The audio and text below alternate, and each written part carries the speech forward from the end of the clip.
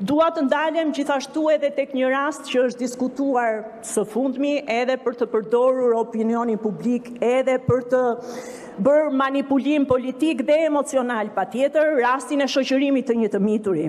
Faktet janë këto dhe janë lehtësisht të verifikueshme nga të gjithë, gjatë veprimeve të policisë së shtetit, siç e ka bërë të ditur dhe në deklaratat e saj për media, për parandalimin e sjelljeve të rrezikshme në tubimin e 24 janarit, shërbimet kanë konstatuar një të mitur duke gjuajtur me gur dhe sende të forta në drejtim të punojësve të policisë së shtetit.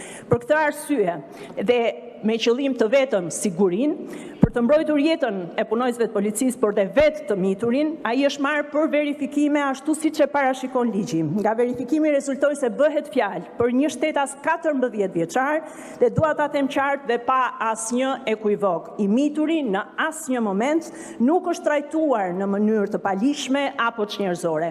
Ai nuk është mbajtur kurrë në ambientet e përbashkëta me persona të rritur, të ndaluar apo të shoqëruar, por ka qëndruar në një ambient të posaçëm dhe të përshtatshëm për të trajtuar me kujdes të plotë në përputhje me rregullat, me parimet dhe me standardet e garancisë ligjore për mbrojtjen e të miturve.